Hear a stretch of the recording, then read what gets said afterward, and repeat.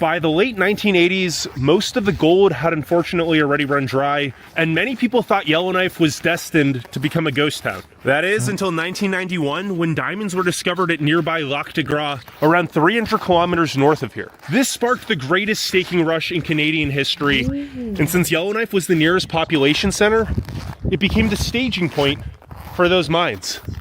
Now, today, the Northwest Territories are the third largest diamond producer in the world, which... Welcome back to another reaction video. So, ladies and gentlemen, thank you for clicking on this video. Thank you. Yes, so we are Africans, Cameroonians who enjoy absolutely everything about Canada. And today's video, we are reacting to live in the coldest town in Canada. Yeah. Town. The coldest town. And this is by far the longest video we will do on this channel so far. Yeah. So, if you don't mind, watching half of this video will be like a blessing to this channel. Of course. Thank you so much. Thank you so very much. So, let's go. Standing on a 3 billion-year-old rock deep in the Canadian north. The nearest city is 1,500 kilometers away. The air temperature is minus 30 degrees Celsius. But this is a real city, and over 20,000 people live here.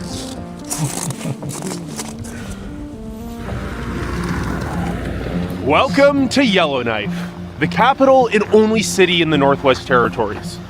Now, at first glance, apart from the frigid cold, it may seem just like any other small Canadian city, until you look at the map and realize we are quite literally in the middle of nowhere. Yellowknife is located on the northern side of the Great Slave Lake in the Northwest Territories, Canada.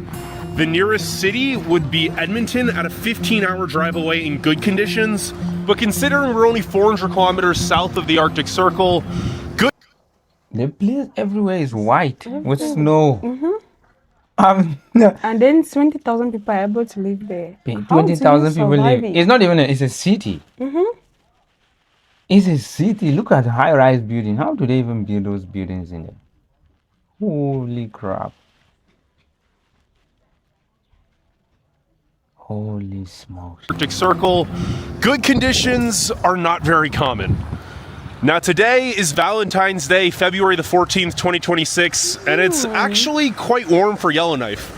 It is currently minus 20 Celsius, although the feels like is minus 25. But as you can see, every day next week will dip well below minus 30 degrees Celsius.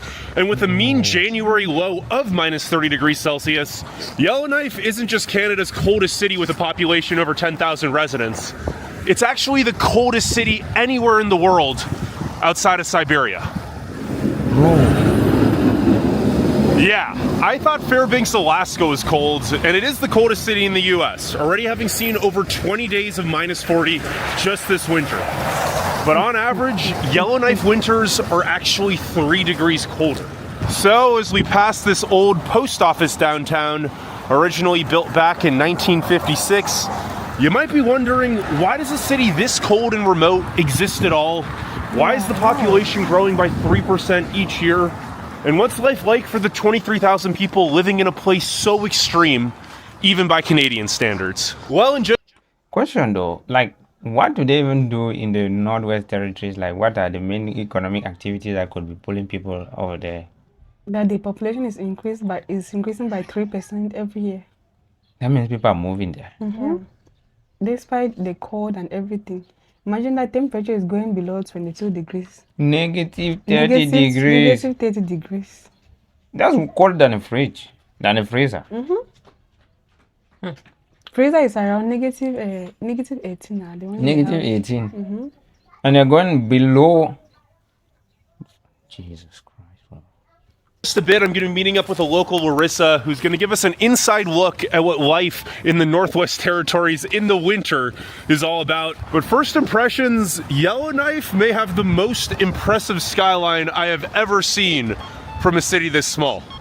Wow. In fact, it actually has more high-rises than Bakersfield, California, metro population 900,000, and this building right here, the Northern Heights, which is actually the tallest building in northern Canada. It is 60 meters tall, is taller than any building in Bakersfield, California.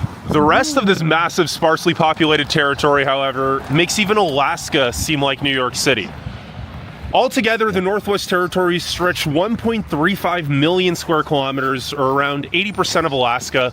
But while Alaska has 740,000 residents, the entire Northwest Territories only have about 45,000. This means its population density of just 0.03 people per square kilometer is actually 12 times emptier than Alaska's, which would already be by far the emptiest nation on Earth. And there's good reason for that. This part of northern Canada is one of the most inaccessible regions on Earth, which also features one of the harshest climates on Earth. Now that building there is the YK Center, one of the many shopping malls in Yellowknife. It's also one of the most iconic buildings in the skyline. But if you're wondering just how extreme the climate here is, on average, Yellowknife has 220 days per year with sub-zero temperatures, 44 days per year. How do these trees grow? They are all taken over by snow. Look at that. Everything is white. Means that here you cannot dress Casually. Yeah, you Are need people to even be going outside? Like, covered. That's a good question.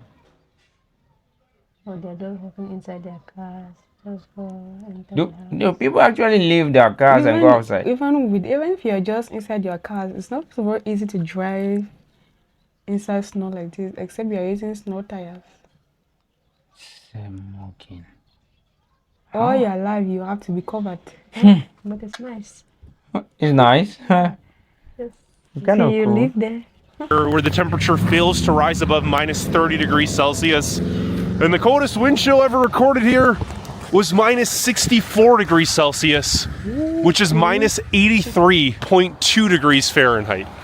Now we are reaching the edge of the Newtown area, and I'm gonna go down here towards that massive white spot, which may just look like a big snowy field, but it's actually the Great Slave Lake, the deepest lake in North America and 10th largest lake on Earth.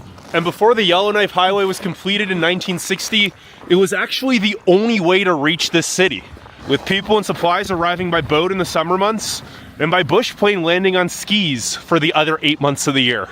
Yeah, that massive lake, which is actually around the same size as the country of Belgium, is frozen solid from November. There's a casual lake just casually being there that is as large as the country of Belgium. Jesus Christ. What? What are we talking about? Wow. This is amazing. To June. So why the heck did anyone come here in the first place? Well, these rocks. Now, the Yellowknife Dene people have lived in this area for millennia, but the modern town of Yellowknife only formed after high-grade gold ore was discovered among these rocks in 1934. This led to a gold rush with 1,000 people moving in by 1938, most of whom just threw up tents or shacks in any of the flat spots near the water. This started the funky and unconventional layout of the old town of the city, which is the area I am now entering. Before coming here, everyone that I had ever met who had previously been to Yellowknife was like, be prepared for the weirdest, most different and unique city you have ever been to. There is no place like Yellowknife. And just seeing a few of these buildings, down to earth gallery.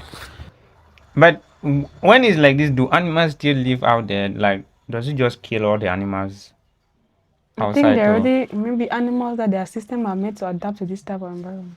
how do they live in this kind of a place? How does the system adapt Because to those them? type of animals, if you take them and bring it here, they will just die that same day. But if they're that way, they will live.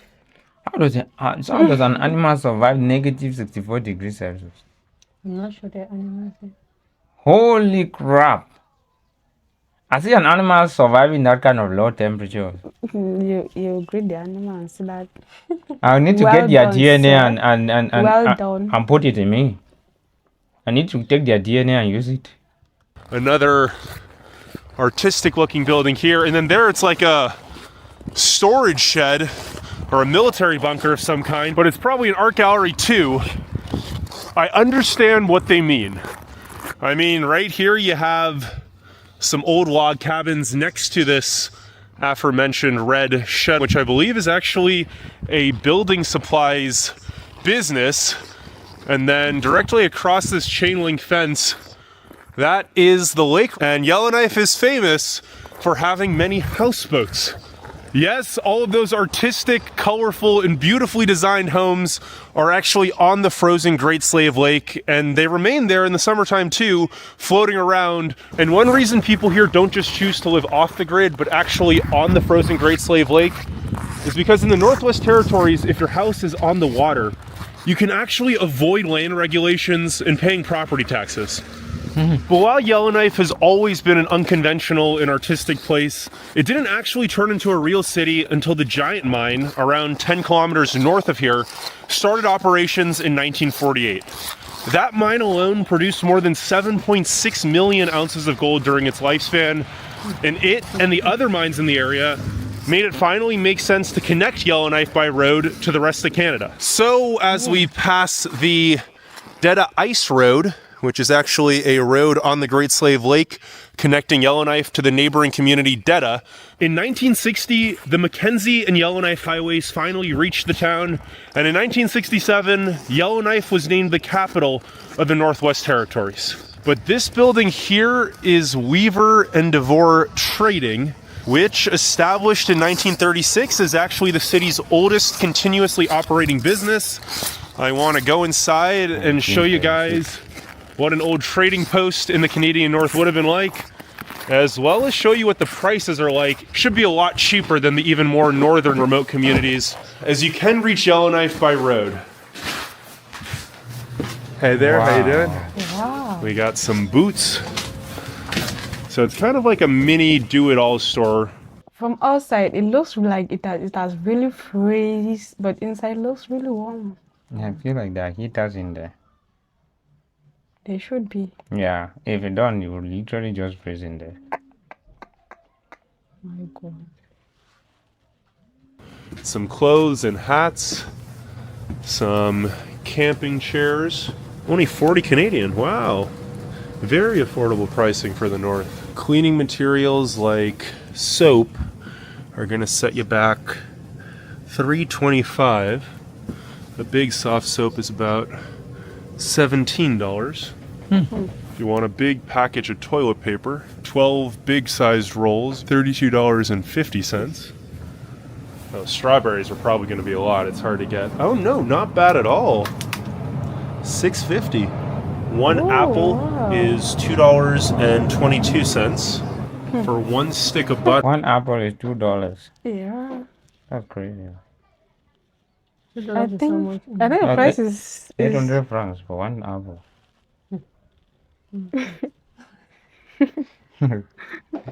In fact, that's up to 1,000 for one apple.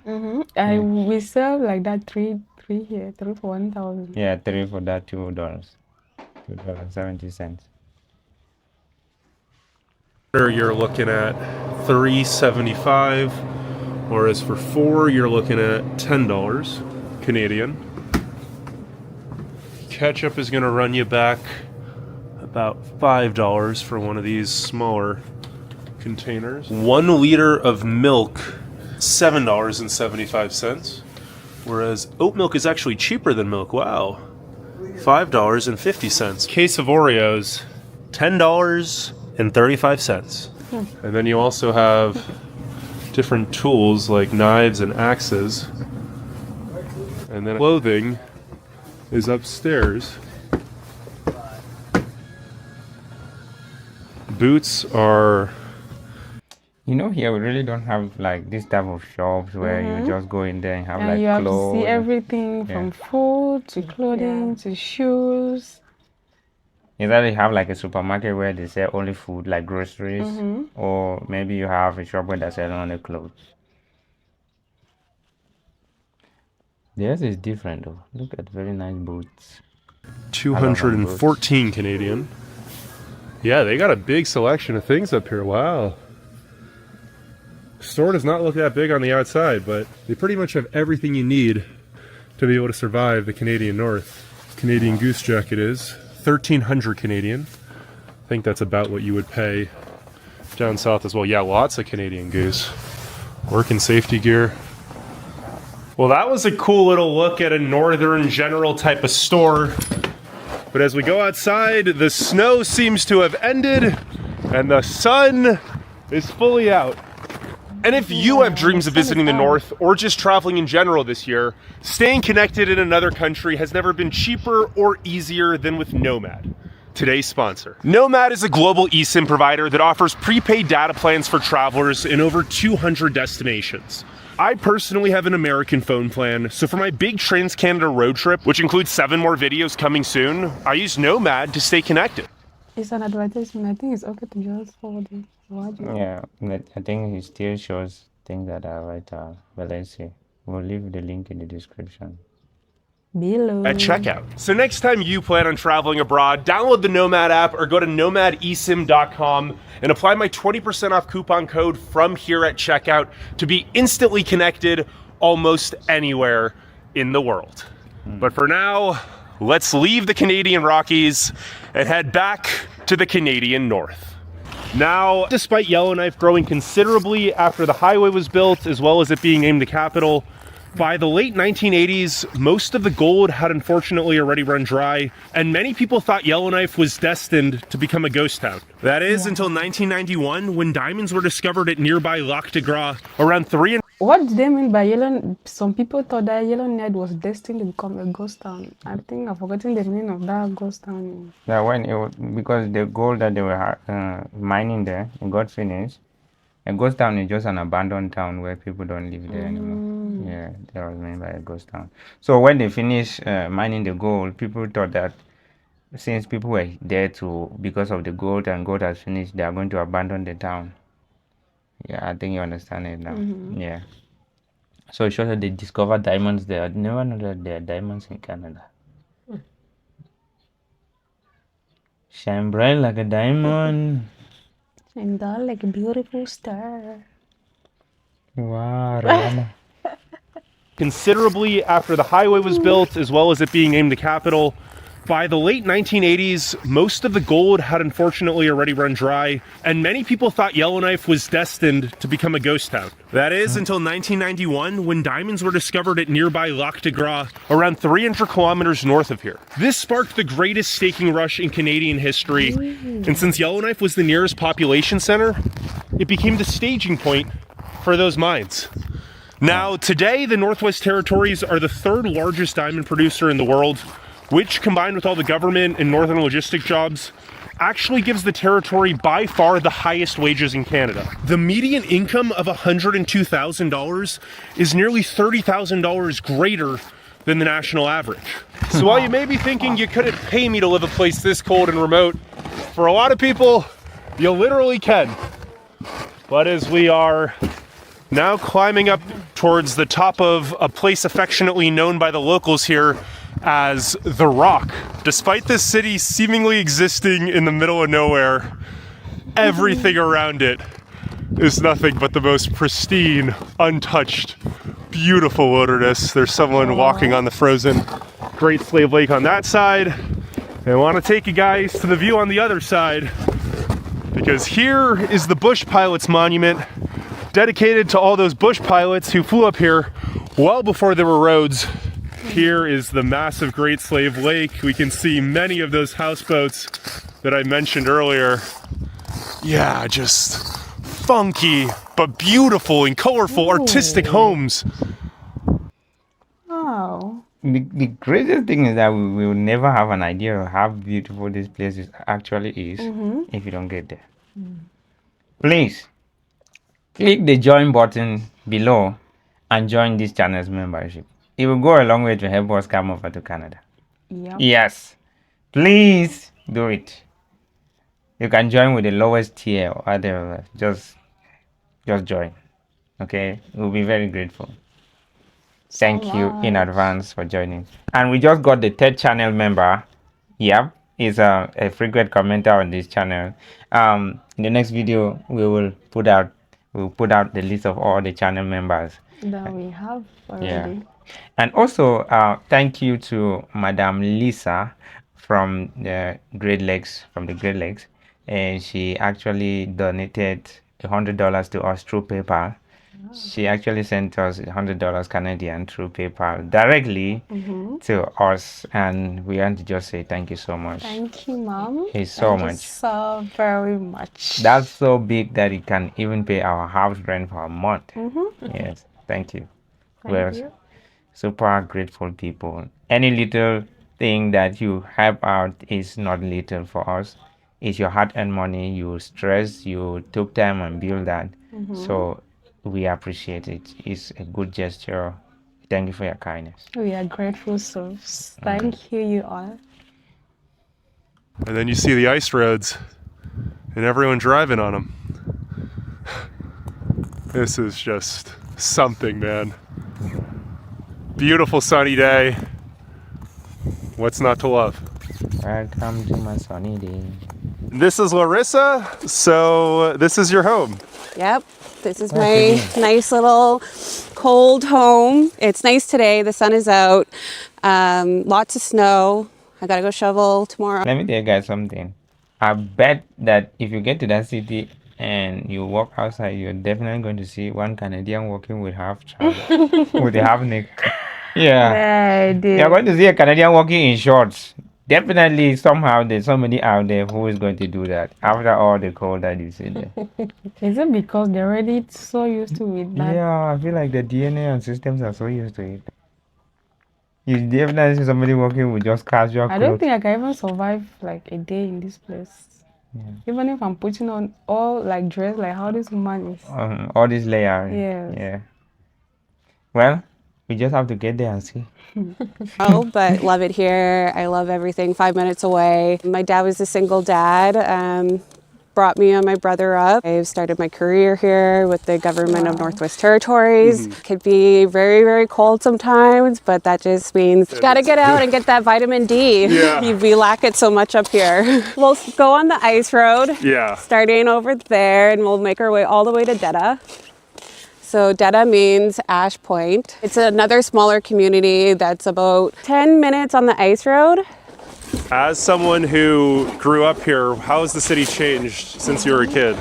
Definitely more infrastructure, more development. We just found out our one and only movie theater is closing down, and that really hit. Oh, really? The one downtown? Yeah, it's closing at like the end of March, and that one like really hit because like that movie theater has been around forever, and it's something to do in Yellowknife during the cold when you want to kind of get out and socialize. A lot of businesses have closed down just with the like high rent and costs. So you'd say like the city was more popping when you were a kid? Oh yeah, we had like more events. There is a huge like summer festival downtown. That doesn't happen anymore.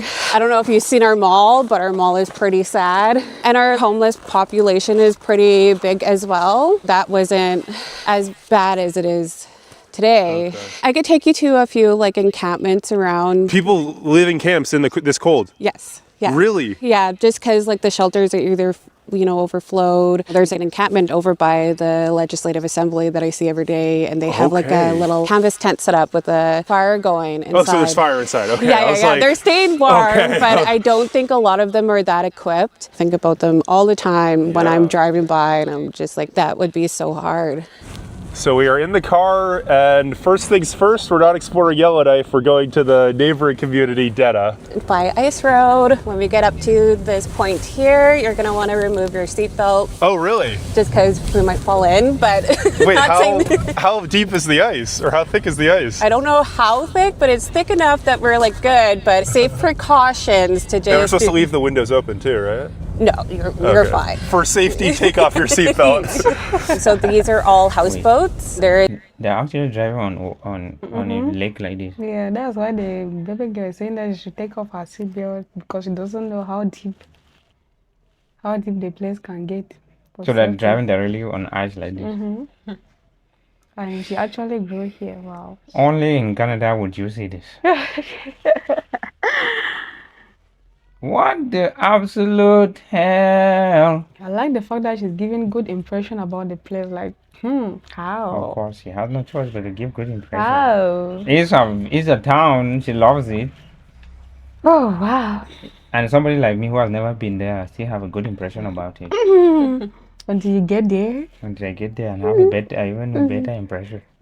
It's a huge houseboat community. There's an ice cold plunge. I don't know if you booked yourself in to do that. Oh no. So they cut a hole in the ice and you jump in? Yeah, this is our snow castle. Oh yeah, this is the Snow Kings event? Yeah, so sorry, my windows are frozen. Oh. This event has been going on since I was a kid, and something that has been built like bigger and bigger each year, different designs all the time. They have a lot of events like a rave, burlesque shows. Really? Yeah, a lot of puppet shows or storytelling. It's like a month long. It starts in March. Every year it's a big hit.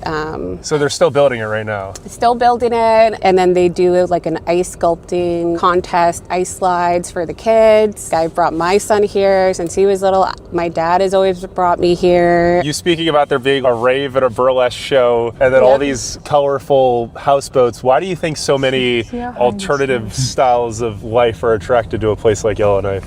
We just have a unique way of living. There's one houseboat right there, the blue one, that's kind of sinking. Oh, really? Yeah. So, Is that just this year or every year it's like that? It's been like that for a couple of years. It's been a big talk. Who owns it? Like, why isn't anyone getting this houseboat out of there? But it's small northern living. People like living on the water, on the Where people's houses are. And then it shows that there's no road, like all the roads are covered with snow. Everywhere looks the same, have the same level. First of all, this is on a lake to start with. In those places, your house is surrounded by white. That means you get up and you just get blinded by the brightening lights of Christ. My God. Okay, I love it. Wonderful. Is it the town that they say that sometimes it goes for like months without nights or sometimes months without daylight? I think this Yellowknife should be among them. I'm telling you. Please, we like to know if it's the town or not. Cold. land. I have friends that live in Walsh Lake. The summertime, they have to boat all the time, and that's just their lifestyle. Are these houseboats, are they connected to a grid in any way, or do they all run on their own? They're off the grid. Okay, so they all have like their own generators and Generators, and or some people have like solar panels, or just having the wood stove going.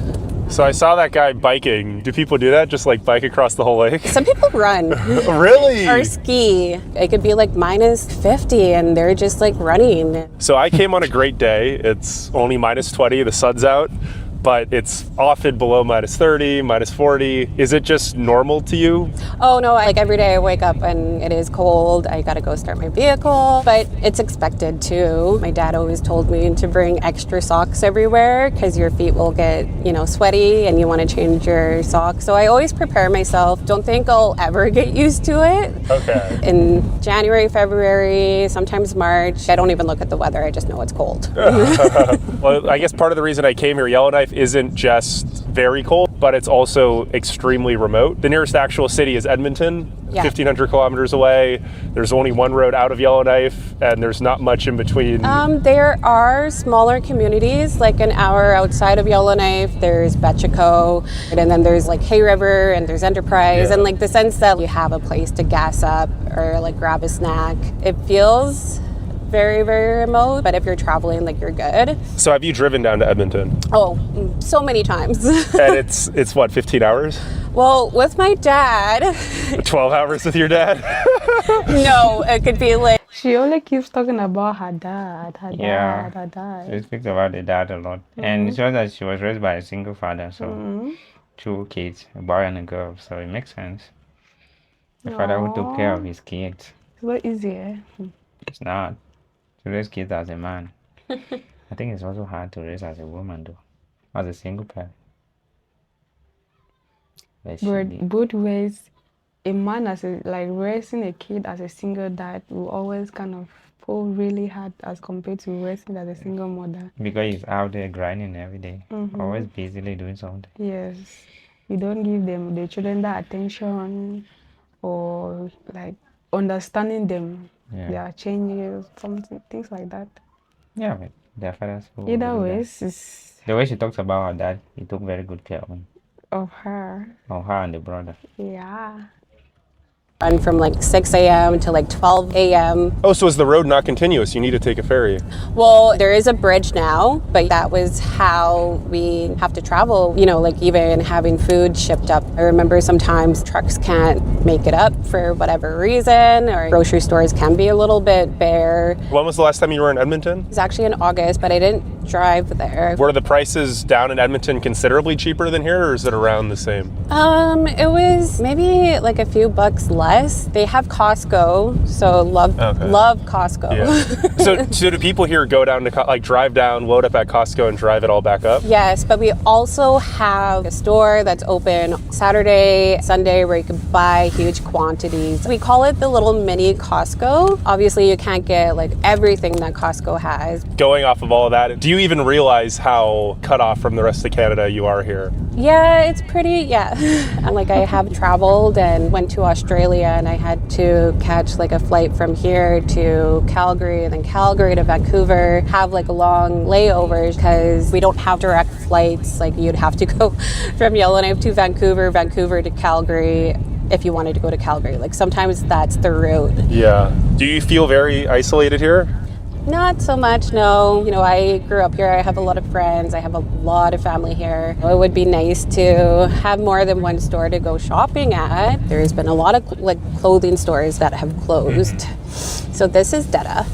Okay, so this is the government. Yeah, it's so interesting how like colorful all the buildings are here. Yeah, it definitely adds that character. Yeah. Lots of paintings on the side of buildings. I'm part of the Yellowknife Dene First Nation band, and they will have like huge drum dances or gatherings. So that's their church.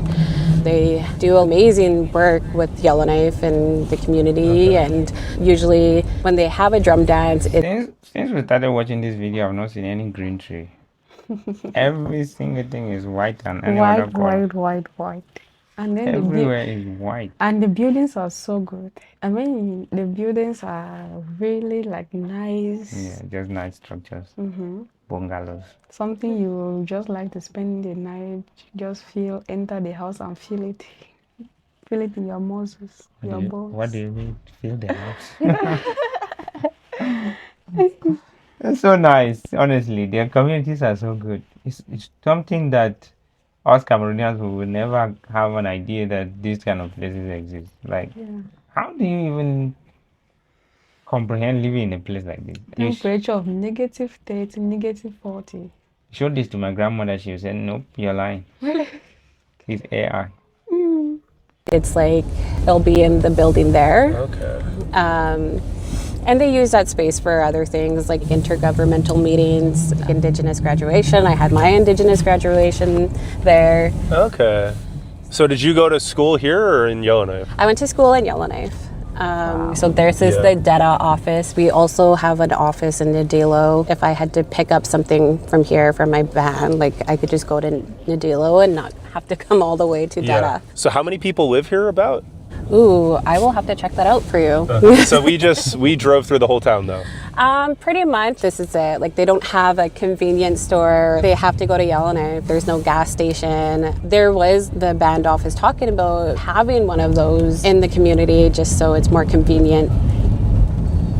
Sometimes it's hard because the ice road will close a lot earlier, and sometimes the conditions could be really, really icy on the highway around. Like I could be looking out my windshield and there's just like snow flying at me and I'm like living on a prayer. Like I'm just...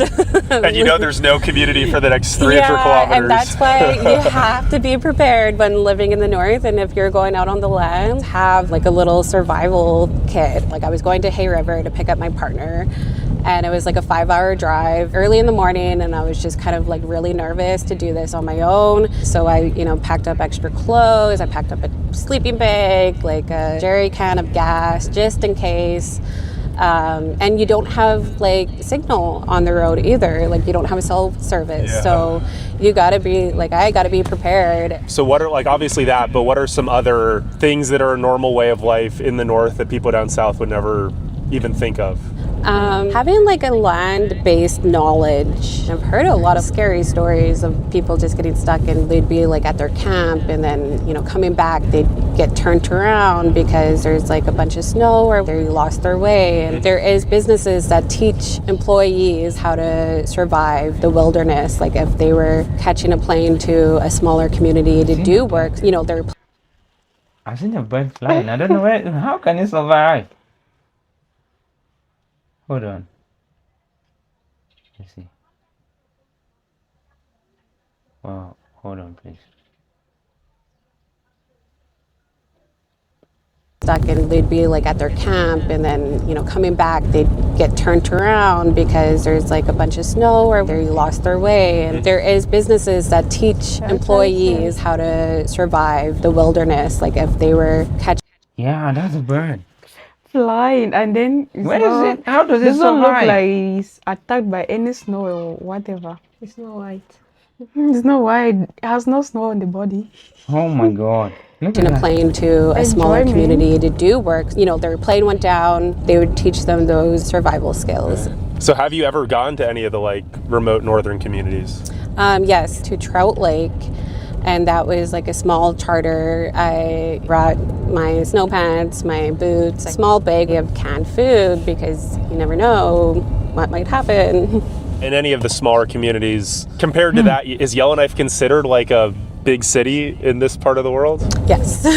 Like my sister lives in Sigachik. That's a very, very small community. She comes up here frequently because they don't have dental care, so she has to bring my nieces or nephew up here. When they come, she tends to do a lot of shopping for things that they don't have in Sigachik. They have like one small northern store. Sometimes she'll bring like a couple suitcases and be shopping all day or getting their hair done. So they come into Yellowknife and treat it like how people here would treat Edmonton. Pretty much, yeah. Yeah, okay. Like I am not a city person at Yeah. all. Like I love my small town. When I get to the city, I get very, very anxious. It's very overstimulating, and I don't know if it was just like COVID that brought this on because we were all very isolated, and I think that was the most time I felt so isolated. And Yeah, because it was probably like the only people coming here were truckers with supplies, right? yeah, and then everyone is just like toilet paper, like all the shelves were bare, and I was living in like an apartment which was really, really small. It was just me and my son. They didn't have movies and couldn't see my dad for a really long time. There's the sign. Yeah, you can put on your seatbelt now.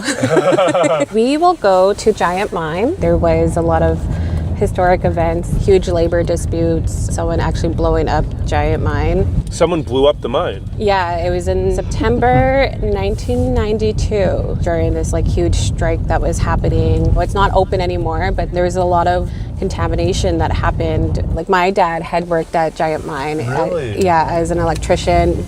So my dad has 5 sisters and he's the 5th brother, 10 kids, and they lived in a very, very small home. He would tell me that my grandfather would walk across the ice from Nadilo every day to go to work at Giant Mine. For a huge period, the town would come up to here, to this road, and then slowly it started to develop. Yeah, because all of this is only since like the 60s or 70s, I think. This Yeah, area. a lot of long-standing places. The Gold Range is a very popular bar. That's Oh, a yeah. beautiful city in the north. So beautiful. Just look how calm the place is. Snow everywhere. Are the roads even paved? But are they even? Paved. Oh. I would say tarred in the road. I've heard about it. It's like stepping back in time. We have lots of tourists during the winter season. Mostly Asian tourists, right? Yeah, they like to see the northern lights. So is the economy today, is it mostly, well, there's diamond mines now. Yeah, one diamond mine is closing down, which will impact a lot of northerners. Most of the population probably works for the government. We still have those like family businesses. Try to giving them our support, not just like relying on Walmart or these big franchise businesses. So like the Weaver and DeVore Yeah, place. yeah. People are having a hard time living. I just got like a propane bill for January. They did a fill at the beginning of January and then at the end of January, and like a third of my paycheck just went to propane. For heating, use propane for heating. Yes. And January was like every day below -30 almost, right? Yeah, it was really, really cold. Like my partner ended up putting a very thick quilt just to keep the heat in better. So for like insulation. Yeah, and we do our windows with the plastic to keep in the heat. And it was a huge surprise to see that $800 bill. And Just for heating? Just for heating. That's just what northern cold living. $100 for heating. What? $300. $800 for heating in a single month.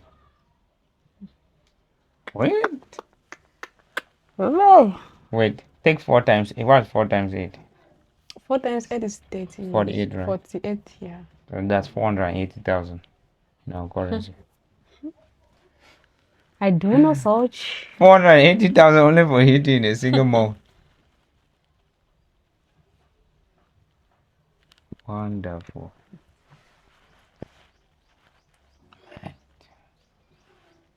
That's almost my house rent for an entire year. Could be like. So for going back, to the economy, a lot of families are living either on income support or housing, so they're just making it paycheck to paycheck. And so is this another community here? Or This is just for the mines. Giant mine used to be up there, on that rock? kind of like behind that rock. It's all cut off now. This actually used to be the Ingram Trail, but they built another highway closer to the airport. So this is the museum. Okay. I'll try to get up as close as we can because there is like a block area. Oh yeah, you just have to look over it. And then these are just a little artifact from the mine. There used to be all these houses that were like abandoned because they're full of like asbestos kind of thing. So there used to be like a little town right outside the mine. Yeah, and then they had to leave. So where would the mine be? Just like where that tower is?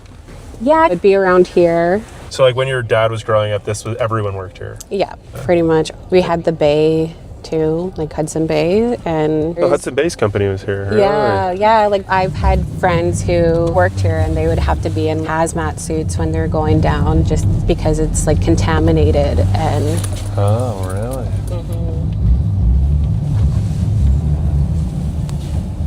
Yeah, it's crazy how this really is just, you look at a map, there's Yellowknife, and then it's all just old rock, trees. yeah, even going to the Ingram Trail and fishing. Finally, there are trees. And they look green. It's just the white, the snow that's covered. They're looking black.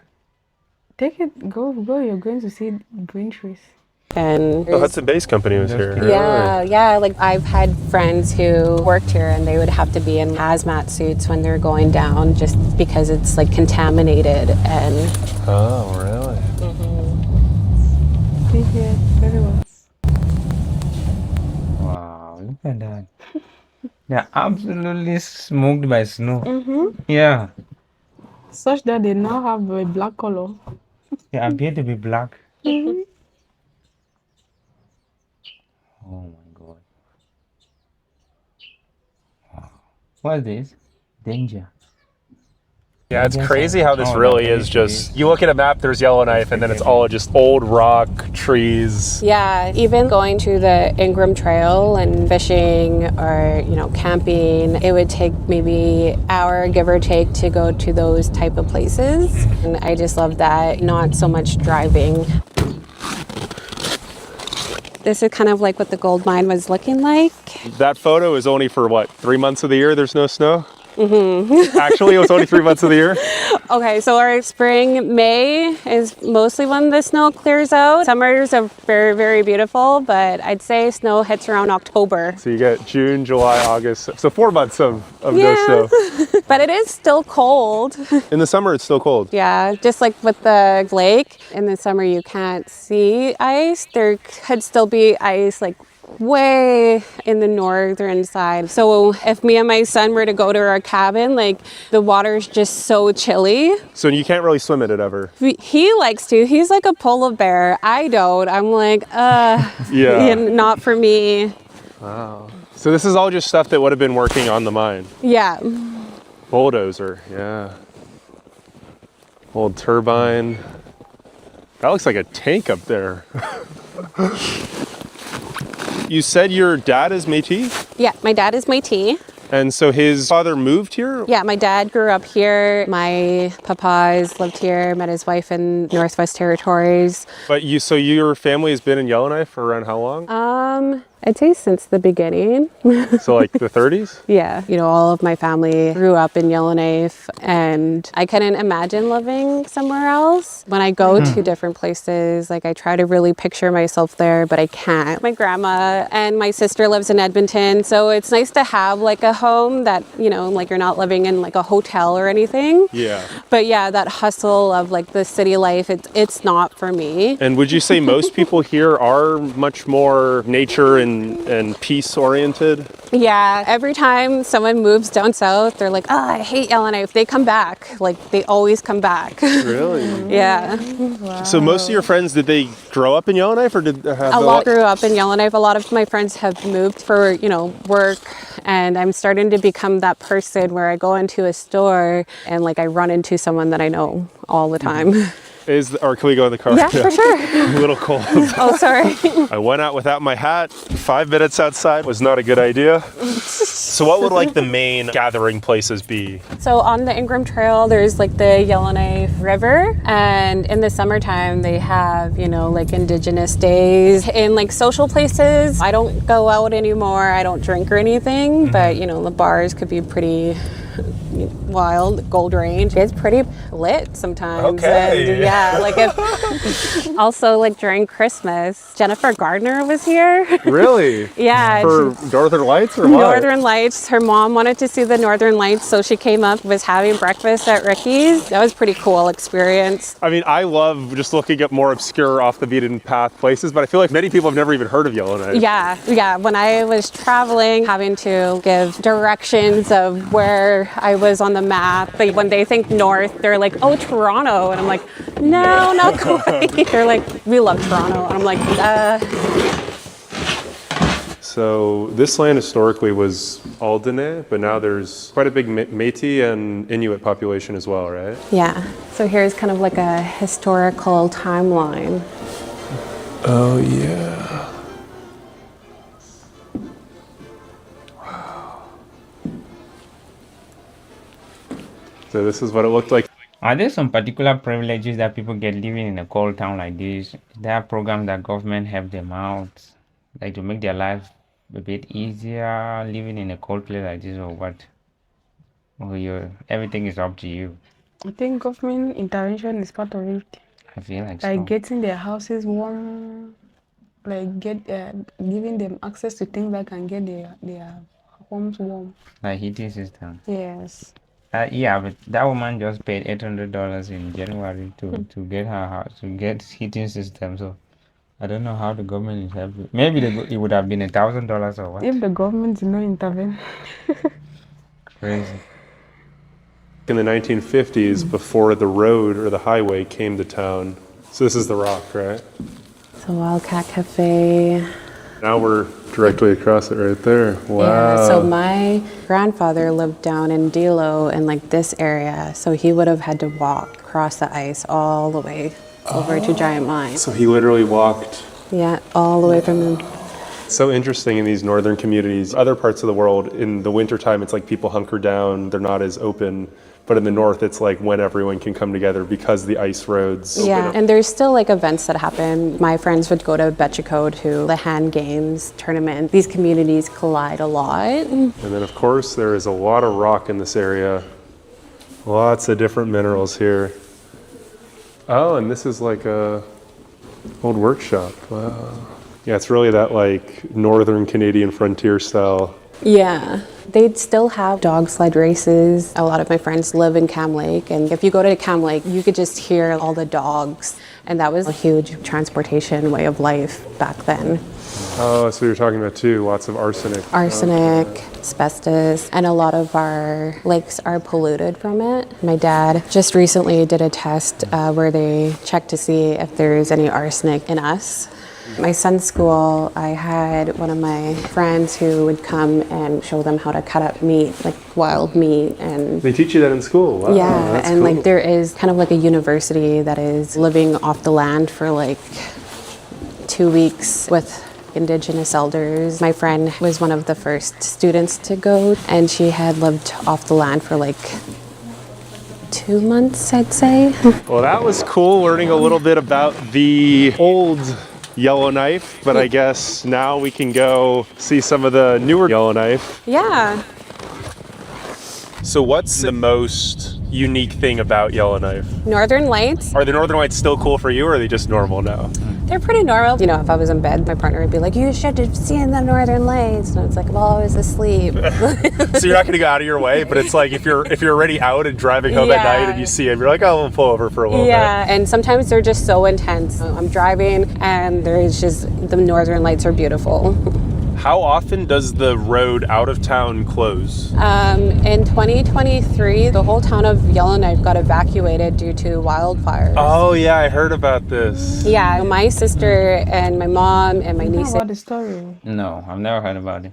Me too. That the whole town of Yellowknife was Evacuated. Due to what? wildfire. What? Yeah. Where? Here in Yellowknife. After all the snow you see there. There's still wildfire in there. Holy crap. How can that be possible? The Fort McMurray fires. So I just had that nerve-wracking feeling. When we were evacuating, normally it would take like an hour to get to Betchico, and it took us like 4 hours just because of all the backed up traffic. So you drove to Edmonton during that? No, we drove to Grand Prairie, and we're kind of living like on a farm with my best friend. Thankfully, my son was with my dad down south already. I went to the city for one day, and that was to pick up my son. And I was like so anxious, didn't want to be in the city. You were saying earlier about the dentist, people have to come here. Yeah. Is the hospital here like a full service hospital that can cover everything? No, so a lot of people go down south for medical. First, they would assess them and then do they got to get medevac to Edmonton. So that's quite often that people get medevac to Edmonton. Yes, and then also like just medical travel as well. In handicap, but that's where I work. At night, like our domes will light up with different colors. International Women's Day is coming up, or Anti-Bullying Day, so we'll light the domes pink. Before coming, I read that the government here is pretty unique in that there's no parties Yeah. in the Northwest Territories. How is the territorial system? How does that work? So there is districts. Someone will run, I'm running for Yellowknife North or Yellowknife South or Great Slave Lake. They'll get voted by their constituents. And then the premier ends up picking a cabinet. So it's everyone's independently elected just based on who they are in their community. Yeah, and the same with Indigenous governments. So this is the museum as well. The Prince of Wales, it said? Yeah, Prince of Wales. Oh, what's this here? Oh, that's just the flags. Can we park and walk down? Yeah, for sure. So would you say like the individual person has a bit more say in the territories? Well, it depends. These are all the flags of the Northwest Territories. And then... Oh, so these are all the different Indigenous communities? Yeah. Okay. Wow. Do you know personally any of the...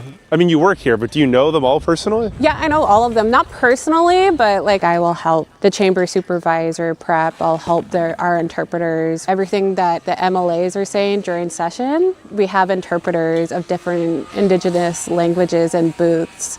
Okay. And so would your elected member, do you know that person Yes. personally? Yeah. Okay. Not personally, but But like you've had Yeah. conversations with them Yeah. Oh, yeah. before. Yeah. So like you'd be able to just, if you had some concern, just like literally talk to them face to face what your concern is. yeah, I don't have a lot of concerns, but yeah, like the homeless community is pretty vulnerable here, and like there's an encampment there. Oh, right here.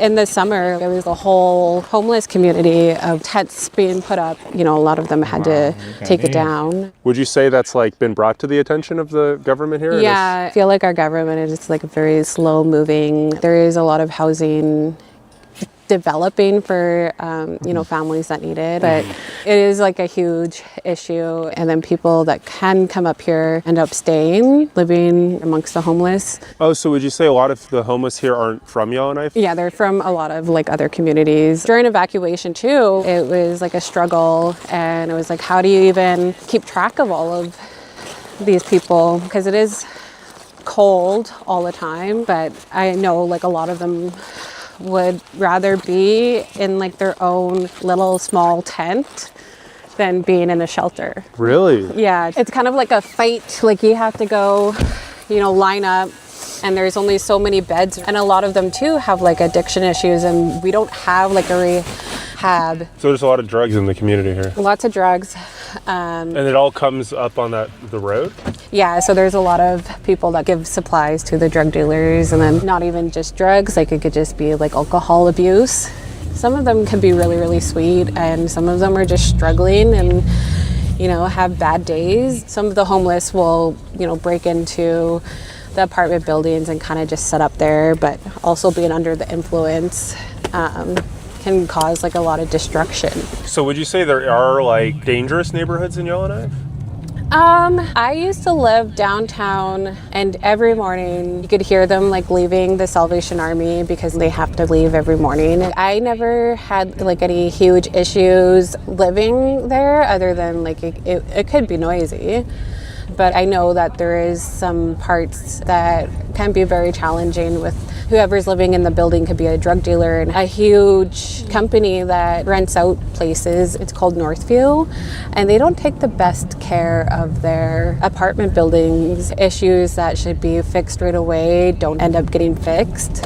Either not having heat, and like they're trying to call the maintenance person and they're not answering, or they say they're going to go fix it and don't end up fixing it. My friend did an article of having this woman's roof caving in. Northview didn't do a whole lot. And is that just a couple of companies own most of the buildings so they can kind of get away with whatever they want? So Northview, it's like a southern-based company. They just don't take care of it. We just recently had an audit done of the housing in Yellowknife, and none of these issues are getting fixed. There is housing developing slowly, like refurnishing the buildings and having new owners, but it takes time.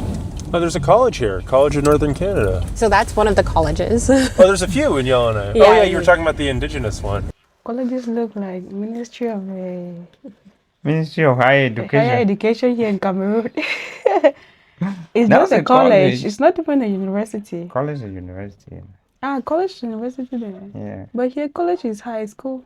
It's just that people misspeak it. It's not actually that college is high school. College is actually higher than high school. From high school you go to college. The other people always call it college, but it's not like it's a correct way to call it. Okay. Yeah. College is like a professional school for us. Yeah. Wow. See Like University how Institute. good the college look. Mm-hmm. So beautiful. Man, wow. So Tessie is going to college, guys, this year. So this is our new college candidate here. Yeah. She's heading out to learn computer engineering. So Yeah. if you have if you have a way to bring her to Canada and teach her there, just tell us. Just let us know. We'll be so happy. We'll box her up and export her to Canada. Oh my God. So there's Deschentes University, there's Aurora College, and Aurora College has places in the north as well, like in Inuvik. They have like a huge nursing program here. Cocktail lounge. What's this? That Range. was- Oh, this is the Gold Range you were talking about. Yeah. I don't know if the bar part is open. I know the restaurant. So this is the go-to spot, the watering hole in town.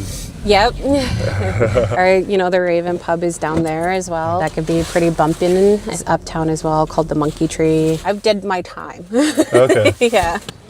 So would you say most people that move here, they came initially just a couple years to work a job, or do people usually stay? They usually stay. Like I've had a friend that was acting for someone who went on maternity leave and just ended up staying. Loved the north and, continued working here. So this is the restaurant part. Oh, this would be the bar part here? So the bar part, the door is over here. People live like on top of the bar as well. The Gold Range Hotel. So you would come in here. Through this, it's like there's no signage or anything. Okay, it's locked. Yeah, so it'll probably open like later today. Yeah, but Yeah. is the restaurant pretty historic too? Yeah, it's Chinese food, Western food. Is this just because all the Chinese tourists, or has it always been this way? We also like the cute. Oh, so it's not connected at all to the other spots? No. It's a restaurant.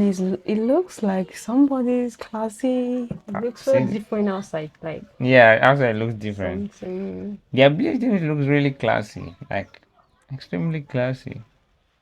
Wow. Said it's just that inside this restaurant you can have like Chinese food, Cameroon, So yeah, what an establishment would look like here. cookie corn. And then this is our mall. Oh, this is the visitor center. Yeah, do you want to Okay. check it out? Yeah, why not? This part actually just reopened, but we had the clothing store. We had like all these stores in here. Yeah. And slowly it became a more sad sight. Okay.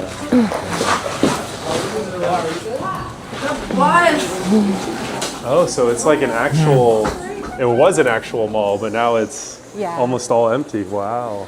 So this was opened up in the past couple of years, I want to say. I mean, this is nice, yeah. Wow. The copper people. So this is the Métis sash. So does your family have any of those? Yes, I have one, my son has one, my dad has one. The men, they wear it on their right side, and then the women wear it kind of like a sash across. Usually when a gathering is happening or there's a funeral, like my uncle passed away and he was Métis, a lot of people wore their sashes to honor him. And then there's like the drums. The drum dances can get really, really big here. They play drum dance songs and it's like praying, just being in like a circle where everyone's, you know, dancing. It's just a very powerful way of connecting. I remember this used to be like a CD store, like a music store. This used to be Bootlegger. Yeah, this is crazy. All the stores in the mall are empty. It's just the high cost of renting. Oh, they have a Tim Hortons, of course. Yeah. The one store that's open. And we have a library upstairs. Oh, that's cool. Yeah, just again, a lot of empty spaces. Yeah.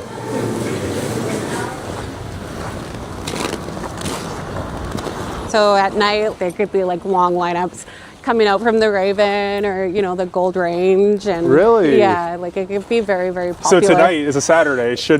There should be a line outside tonight? There might be. Oh, it's Valentine's Day today too. Oh yeah, that's right.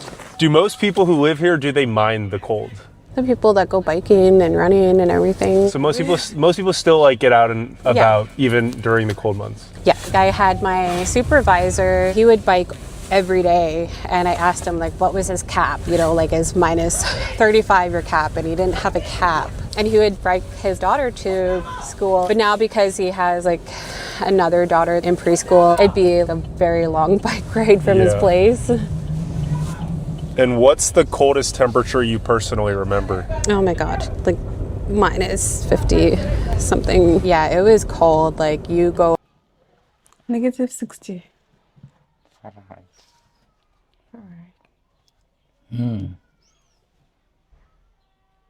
This woman knows almost everywhere in that place. Yeah, she grew up there. That's where she studied, and that's where she has actually gotten a good working paying salary. So she knows quite a bit. She knows quite a lot. She knows outside quite a lot. for like a second, your face is freezing type cold. When is like the cutoff of when you wouldn't go outside anymore? It depends. Do I really need to go to the store to get this thing? I don't like being cold. It's rough on my vehicle. So if I absolutely had to, I would, but I'll just wait for a warmer day. What is considered warmer for you? Like a day like today? Yeah, today is very warm compared. It's like it feels so nice to hang out outside because I don't get to do that a whole lot. Even in October, even though there's no snow, there is that very strong wind. It's down to zero and it's like you're slowly climatizing. When does it usually hit minus 30 for the first time? Probably like the end of November. It's already minus 30 end of November. Yeah. And then all December, January, February. December, yeah. Sometimes it could be like super warm, like minus 15. The next day it's going to be like minus 35. And we have very dry, Yeah, cold yeah, weather. Makes my hair very brittle. We probably have to moisturize a ton. Oh yeah, and like my face, like I have to use like diaper rash cream just to get moisturized. Like I was in Australia and French Polynesia and like Hawaii, and the humidity, like my hair loved it. My skin never looked so good. But you said you're a lifer here, so you couldn't live in Hawaii? I know, I could not. Even though I was traveling, I really do miss home. The huge indigenous community. And you think that's one of the most unique things about it, how it's a pretty sizable city, but there's still such a big indigenous presence? Yes, just knowing that I have family here, like my dad and my cousins and a lot of relatives. It's just nice to have that family support. There's the airport, a plane is leaving. So there's at least, what, one flight a day to Edmonton, Calgary?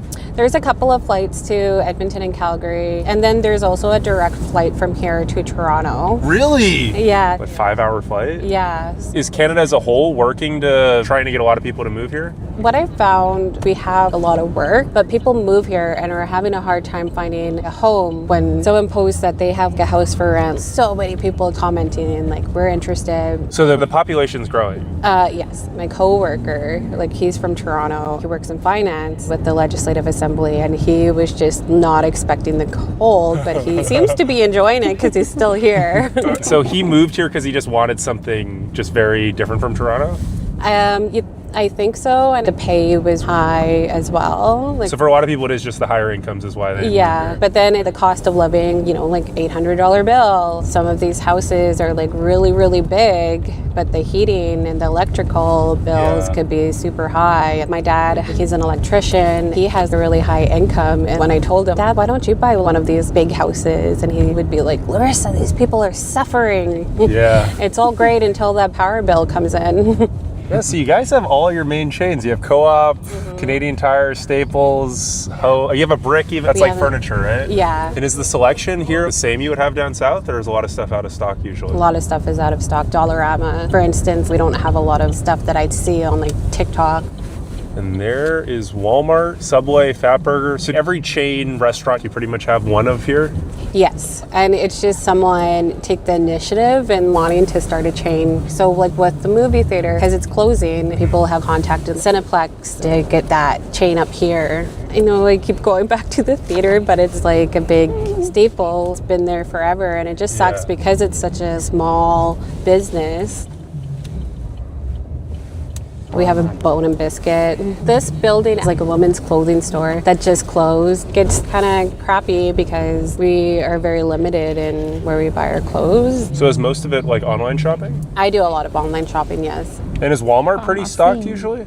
Usually, yeah. We don't have a grocery store in there like most southern. Oh, so it's not a superstore? No, it's just dry food, but not any produce. We had KFC, like it was so good. It ended up closing, and then someone opened up another KFC here.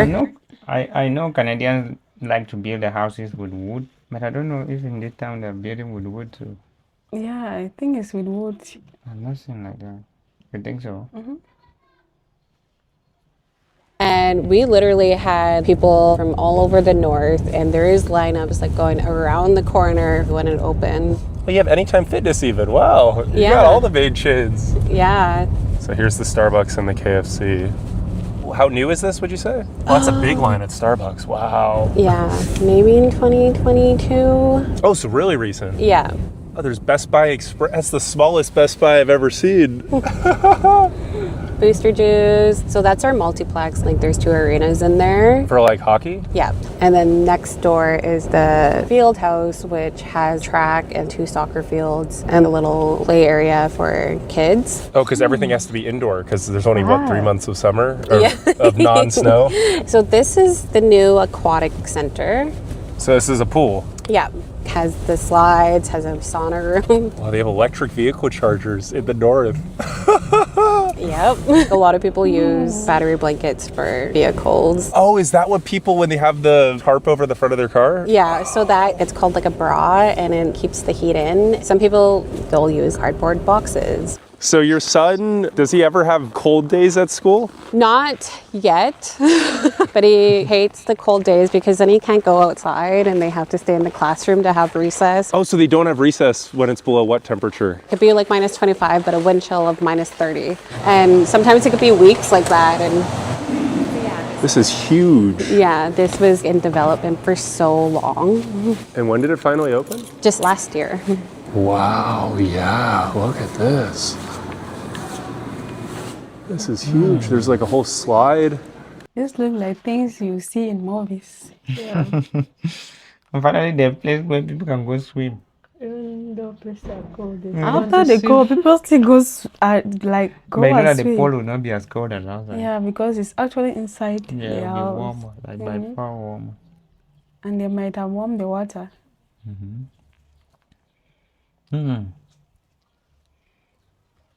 At our old pool, like it was very outdated. One pool, there wasn't like a bunch of pools, a small hot tub, like the sauna room would barely work. The water was so cold all the time. Yeah. And then this one is very body temperature, like it's nice. It seems like your whole childhood had a lot of cold water. Yeah, totally.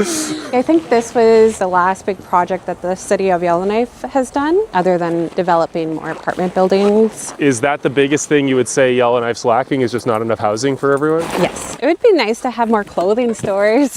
Like I'm pretty content with what I have here. Like when I go down south, I'll buy what I need to buy. I don't know what we would need other than maybe a movie theater. Okay, so you really had some good memories at that movie theater. There is a movie theater in Hay River, which is like 5 hours away.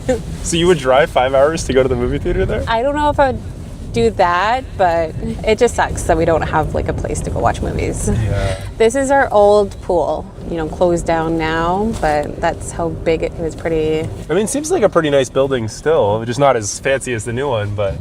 And so I saw those dump things. Do most people have to dump their goods there?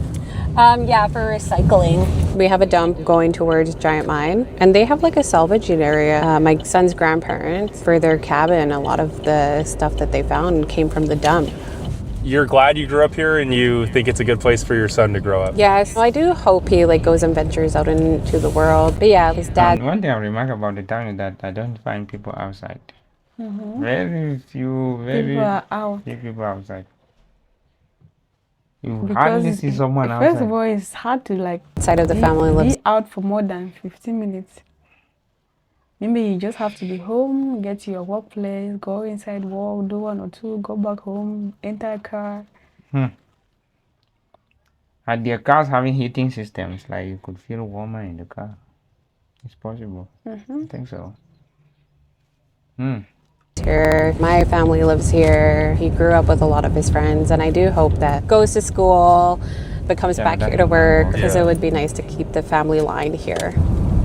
I don't know why people would choose to live here, but I live here because grown up here, I know a lot of people, like being out on the land a lot. I just find a lot of friends that have moved down south have come back. They always tend to come back.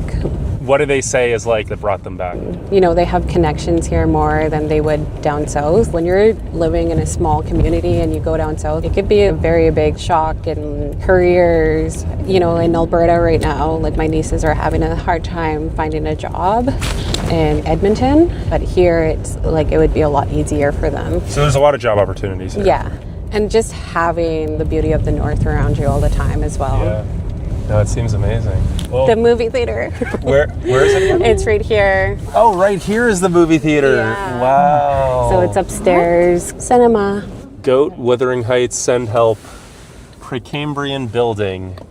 And so do you know when this is shutting down? At the end of March. Oh, so really, you got to really get your Yeah. final few cinema flicks in. Yeah, it just sucks. Yeah.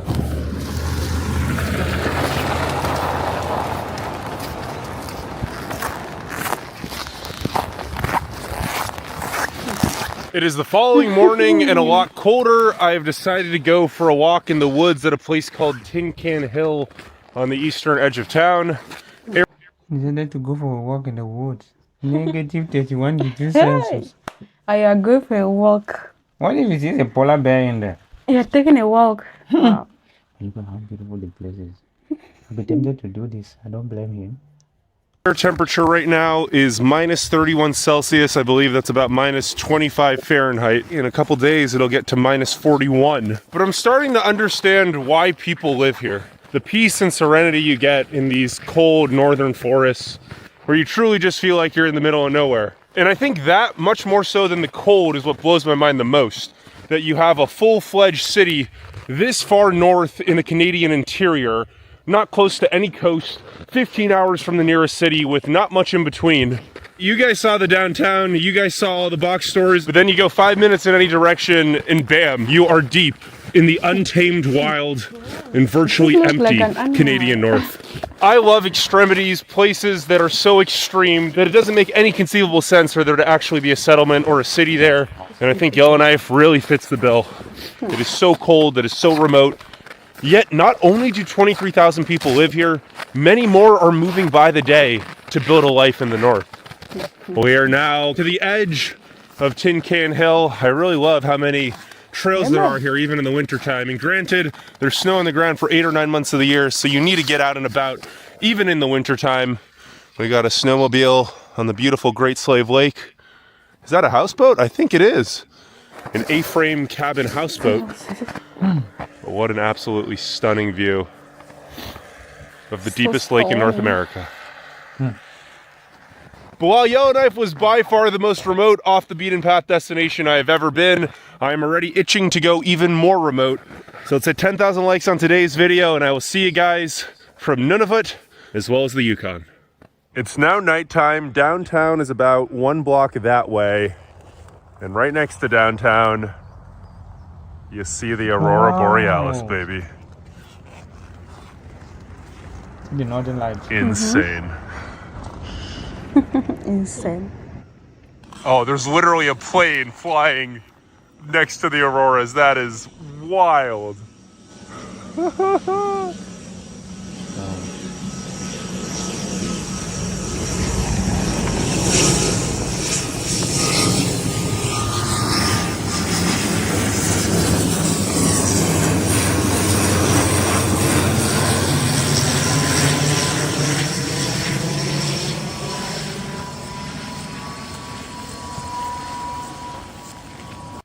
I'm standing on a... Finally, the longest video on the channel came to an end. Really long. My goodness. Oh my god, thank you if you watched it to the end. You'll be a super fan of this channel. Thank you. Thank you. This town is absolutely freaking gorgeous. So gorgeous. First of all, I love white places, so makes sense. That's it. Did you enjoy the video? Yeah. Yeah, I did. And did you? Yes, you did. Thank you. So much respect, Canada. We love you. So much.